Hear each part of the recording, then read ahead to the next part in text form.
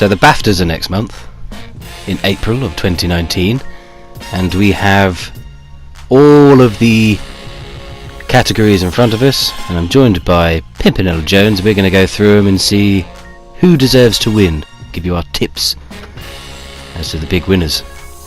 Say hello, Chris. Hello, good day. Hello. So, first category is Artistic Achievement. We know a thing about artistic achievements. So, first is Detroit Become Human.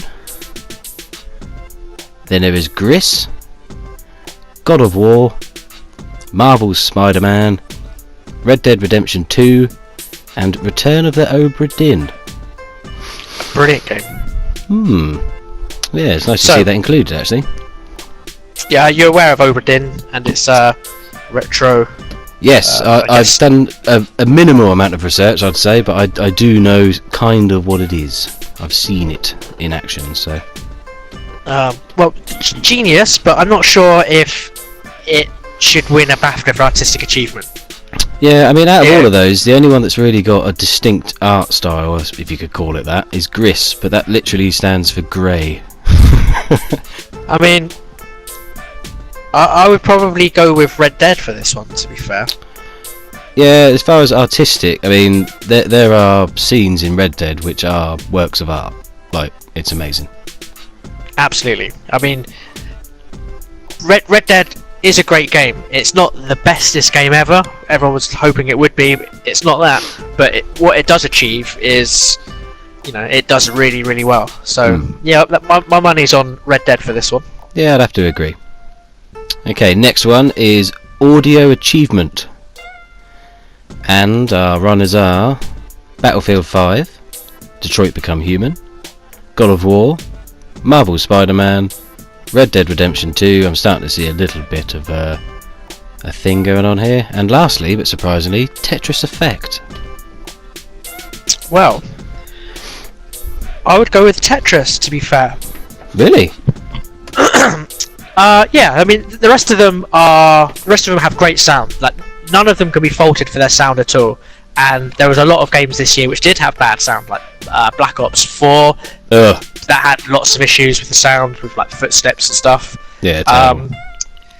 But out of all those, the audio achievement, Tetris Effect uses dynamic sound, a certain amount of blocks into it. It kind of takes it to the next part of the sequence. And I mean, everyone's played Tetris. It's a great game, but the sound in Tetris Effect is particularly fantastic.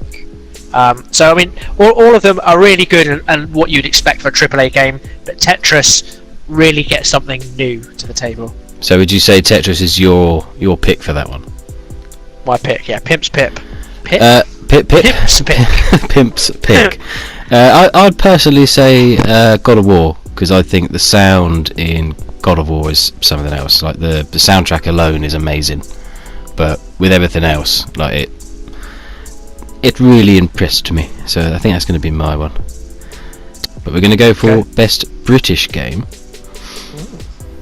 which is an interesting category, as we have 1111 Memories Retold, Forza Horizon 4, Red Dead Redemption 2, The Room, Old Sins, Overcooked 2, and 2 Point Hospital. Now, as much as I'd like to think that one of the others is going to win that, I kind of get the feeling that Red Dead might just pip them. Yeah, I agree with you totally. I mean, Red Dead is an achievement. I mean, I don't just want to suck Rockstar's dick, but they did such a good job. Like, yeah, okay, but like, let's just say, how much of a British game is it? Because in film, for example, a British film has to have a certain amount of British characters or have British location, and it says it in the development team, obviously Rockstar coming out of the UK. But I mean, Rockstar are also the biggest employers of actors in New York. Yeah. And the years of motion capture and voice capture they did for that. I mean, Red Dead is the big daddy on that list. But how much of a British game is it? You know, I'd question it a little bit. I would say though that 2 Point Hospital is fantastic. I'm a big fan of sort of Peter Molyneux and all the Bullfrog stuff from back in Yeah. the day. So maybe not the best British game, but I'm happy to see that 2 Point Hospital has got like an honourable mention in there. I'd like to just stick a leg out and say Overcooked 2. Although I didn't really experience the second one too much. The first one was great fun, and Overcooked is great, yeah. I think the second one is just an improvement on the first one. So although I don't think it's going to win, it'd be quite nice if that won. It's Team 17 as well. That's they made Worms, so we can't argue. Excellent. Okay, next one is music. So we have Celeste, Far Cry 5, Florence, God of War, Gris, and Tetris Effect. Well, no surprise here. I'm going with Tetris Effect. Yeah, I mean, again, God of War had a great soundtrack, but if it's just music that we're picking out, I don't think I can argue with you. I think Tetris Effect's probably pipping it for that solid musical. Don't get me wrong though. There's a lot of songs in Tetris Effect that I don't like. That I'm critically, critical of. I listen to it and go, that's a bit. It's trying to be this. It's trying to do that. At the same time, it's much more interesting than a generic sort of sweeping strings or, like. Okay, yeah. So at least they've tried something. They've tried something a bit different. Instead of just doing that constantly repeating Cossack dance, ding-a-ding-a-ding-a-ding-a-ding, which, by the way, in Tetris 99 speeds up to such a ferocity towards the end of the game that you cannot concentrate. I had to turn that shit off. It's unbelievable. Anyway, next category is narrative. We have Florence, Frostpunk, God of War, Marvel Spider-Man, Red Dead Redemption 2, and Return of the Obra Dinn. Well, it's interesting. I mean, I'm not sure why Spider-Man's on there, to be honest. As a narrative, but as a narrative. Even still, right? It was short and sweet. It gets from A to B. It's got a comic book sort of thing to it. It was perfect. It didn't feel too long. Any of the games there felt like it went on for too long? Red Dead? Personally, for me, no. But then me and you played that game very differently, because you spent. Well, in the time it took me to get to the end of chapter 3, you were still dicking around in the wilderness, just like catching stuff that I hadn't even heard of. And I think that's probably that was actually the better thing to do, according to everybody who ever played it. Said like before there was any responsibility in the game, I could have just fucked about, and there was no deep overarching narrative pushing me to go to the next thing. And to be honest, God of War, by the end of it, I was skipping dialogue and going like, just get to the end of the game. Yeah, see, I didn't skip it. I'm not a skipper. If I'm invested that much, I won't skip any dialogue, no matter how tedious it's starting to get. But I didn't really get bored by God of Wars either, because personally, I quite liked the Norse mythology. I had no interest in the other God of Wars. Greek mythology just bores the shit out of me. It's overplayed. But Norse mythology was something that's not really been branched on too much in games, so it's quite nice to see that being included. I didn't think the story was very good though for God of War. I mean, it's a great game, and stylistically it's amazing, and it draws you in. There's a lot of really good elements to it. But if you break down the synopsis of the story, it's man and boy take dust to top of hill. Right?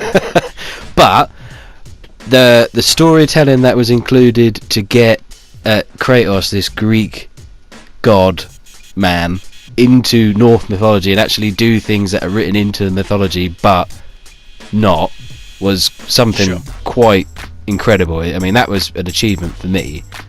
But personally, for a narrative, I'm going to say Red Dead, because Arthur Morgan has possibly one of the best narrative arcs that I've ever seen in any game, if you play it how Rockstar intended. Properly. Yeah. For sure. Okay. Now, third from last, we're going to go to Performer. And I would like to jut in before I mention these. It seems slightly one-sided. but I'll continue. So we have Sonny Siljic as Atreus in God of War, Roger Clark as Arthur Morgan in Red Dead Redemption 2, Melissa the Anti-Mahut as Cassandra of Sparta in Assassin's Creed Odyssey, Jeremy Davis as the Stranger in God of War, Danielle Brisuti as Freya in God of War, and Christopher Judge as Kratos in God of War. Now, 4 of 6 are God of War for best performer. Really, no one else. Absolutely no one else manages to outperform Danielle Brisuti as Freya. I mean, she played a good part, but I personally think there's someone in Red Dead Redemption 2 that outplayed her, and that's Sadie Adler. You know, the actress that played... I forget now, I will put it on screen just to make up for it, but I mean, she played such a great performance throughout the whole thing, from frail housewife to absolute... Well, spoiler alert. She manages to turn it round to a point where you think that's such a good performance. And yeah, I don't know if I'd have... BAFTA, isn't it? Yeah. Here's the problem, it's BAFTA, so these are maybe more theatrical performers, but I'm gonna go for Kratos because Christopher Judge. I mean, I liked him in Stargate. Yep. Huge guy with the diamond on his head. Yeah. And he, I don't know, it was really empowered as Kratos. It's quite a difficult role to fill, I expect. Yeah. And he seemed to just dominate in all respect. Everything he said, whether it be something you believed or not, he said it with what is complete... Punk Boy? Yeah, it's just everything. No. Just every time he answered anything, head. And I personally loved... I don't know if it was written into the script or if it's something they decided to do while actually doing the dialogue. But the fact that Kratos only calls things by their nouns, like head. Like he calls the head that he picks up his head. It's not by his name. Like Atreus is not Atreus, boy and dragon and whatever. He doesn't ever call anything by their name, and I love that. I just love it as a character trait. I think it's fantastic. Very well done. Okay, so I think we're both agreed that Christopher Judge is the. I think he's got to be the man. He's got to be the one. So, second to last, we're going to go to multiplayer. Okay.